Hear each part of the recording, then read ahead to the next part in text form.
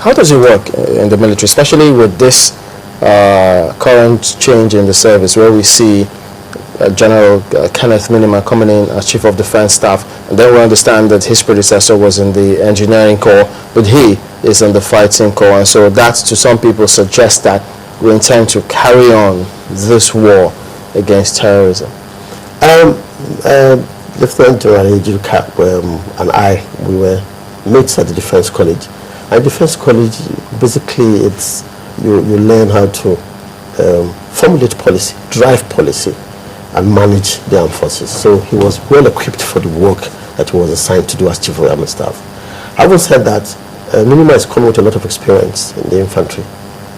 He was at one time in, I think, in Economic Operations, and before coming as Chief of Army Staff, he was the Commandant at the Infantry Center and School. So he's coming in with a lot of experience. You will also appreciate that in the last 2 or 3 years, the Infantry Center and School has been a kind of model where anti-terrorism training and the rest have been actually being done in the center. So he's also coming into the office as chief with a lot of experience, from his combat days, of course, to his days as commandant of the Infantry Center School. So the services prepare you for the job that will be assigned to you at every stage of your career. As a sub-lieutenant, as a lieutenant, you're exposed to both professional training and staff training that will give you the tool to work when you are assigned. As a lieutenant commander or a major, you also are given professional training and, of course, staff training, the tools that you will need to have so that when you are deployed to any office, you won't be found wanting. As lieutenant commander, as commander, the same. As a captain also, of course, you have the staff, the war colleges or the defense college, and of course going to NIPS as part of the what you require as a wherewithal for you to be available even for promotion to flag rank or to the rank of a 1-star. So yes, the opportunities are there. The same with the other ranks, the personnel. They are also trained and schooled and tutored to the extent that they are given the opportunity to go through a board that could make them officers. We call them special duty lists, where you have other ranks going through the board, being trained, and they get commissioned as officers in all the services. So the opportunities are there. Just quickly though, I mean, what are your expectations, or what should the expectations of Nigerians be in the light of the expectations of the Chief of Defense Staff? Our expectations should be to key into his words. When you do that, you motivate him. We need to key into it and see how it unfolds. I think that he will deliver by April. One way or the other, we should be able to sleep with both eyes closed. Like he said, you do not kill terrorism overnight, but I think to an extent, I think he's out to do something, probably to break the backbone, to get their centrifugal points dislocated. What do you think will be the indications? Should we expect no terrorist attacks, no incidences? What should we be looking out for Apparently, yes. Those will be the indicators. There will be less attacks. But are they realistic? You know, the military has been involved in all the facets of the contest against terror. Including infiltration? Yes. Into their ranks too. Let me tell you why. Let me tell you what I mean by that. If you look at the modest concept, global modest concept, you have 4 Ps: pursue, prevent, prepare, and protect. Some of those roles, if you look at the way the Americans and the Britons or the Britons carry it out, are that they have a cluster of ministries or agencies that actually contest against terror. But in our climate, we have just had the armed forces and the police, and of course lately the National Defense Security Corps. If you look at those mandates or those issues, some of them are supposedly to have been done by either the police, National Defense Corps, so that the military itself will concentrate on the essence of pursue and of course the essence of prepare. The essence of pursue, of course, is to attack terrorist strongholds, and that of prepare is if the attack is imminent, to mitigate such attacks. And of course, even if you are going into the role of mitigation, you will need the assistance of NOMA, the emergency management agencies, and of course you need a ministry, like the Ministry of Women Affairs and the Youth Ministry. If you're looking at the aspect of prevent, We're talking about preventing our citizens from becoming terrorists or violent extremists.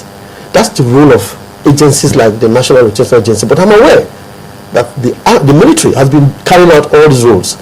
So we need to divulge from them some of these roles so they can concentrate on the aspect of pursue and prepare. So since we haven't done that, how do they shoulder their responsibility? It could emerge. The police need to up their ante.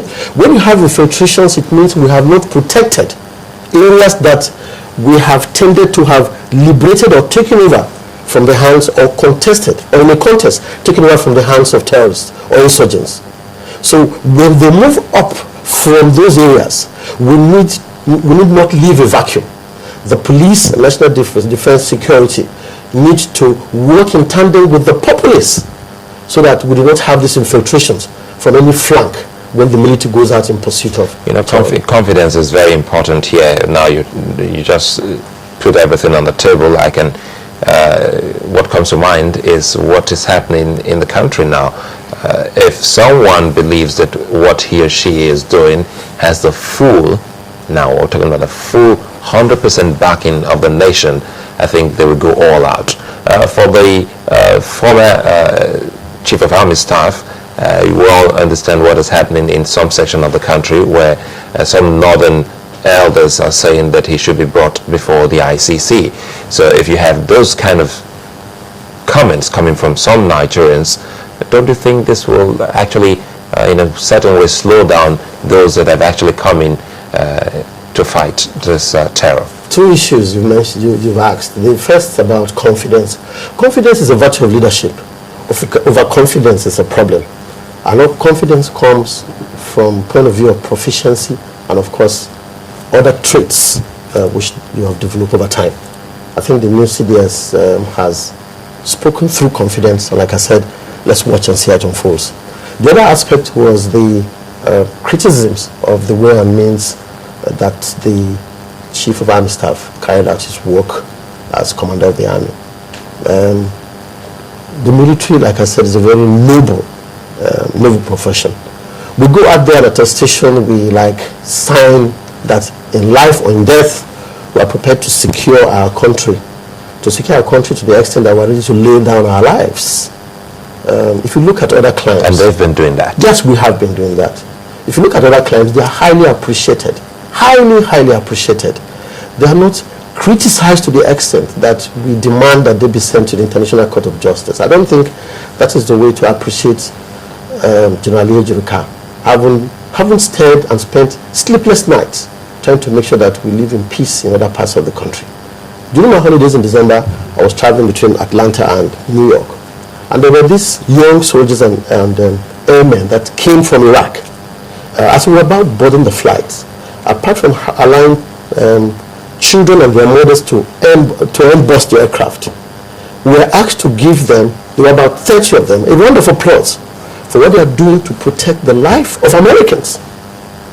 That was the ceremony we had to perform. And they were also given the premium to board before even the business class passengers. And that happens every time. When they go to supermarkets, they are asked to leave the queue and go to a particular counter where they can exit on time. They're even given discounts. If they have train rides, they are given discounts. I'm not saying this because I'm part of that constituency. I'm saying this because the nobility of that profession also imposes on the larger populace the aspect of appreciating the because I'm trying to relate it to even Christianity. If the kind of reverence you place on a being that has laid his life down for you is almost the same we see when you talk about the United States treatment. Where I also espouse that here on Sunrise Daily, where irrespective of how old you are being accorded that respect as a veteran before the people. So now we're trying to see if we can bring such kind of attitude back home, because these are trying moments for us as a people, whether we like it or not. The Northeast is part of Nigeria, and it must be seen and be felt safe and peaceful. So in the midst of all of this, now you say, well, General Ejirika shouldn't be criticized the way they have brought this out. Do you think it is also necessary that we also carry out some investigations properly to see if some of these complaints by these people is anything to be listened to at all. I agree with you. If there were excesses of the military in their contests with terrorists or insurgents, those incidents should be investigated and should go through the process, and sanctions should be meted out. And the larger population of the citizenry should be told that these processes have been carried out. Do we have any structure or mechanism to do that here? We have. There are two things in contests or in battles. You win the war, and you must go out there to win the hearts and the minds. Because when you don't do that, that is where you have that column of people coming out to criticize your mood during the campaigns or during the contests. So you need to put in place those structures, even for simple IS operations, when you carry out aid to civil power, when you assist the police in quelling riots. Normally, that establishment to set up a committee to look at the old processes, so that if there were any infringements, sanctions or whatever should be meted out. And of course, if things were done properly, they should be appreciated. So having said that, if there were very major infringements during the contest against terror or against insurgency, I can assure that it should be investigated. And the military has structures in place to do that, I can assure you. Except that it is not all that happens that is being fed to the public. The military has all the structures to do that in any of its campaigns. Whilst we were in Ekomog, I did that for about 4 years cumulatively.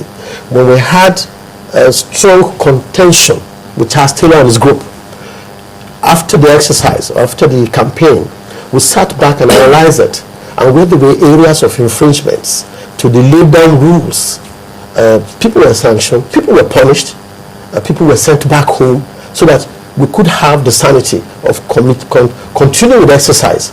And also we also had a team to win the hearts and minds of those that were part of that. And I'm sure the military has every structure in place.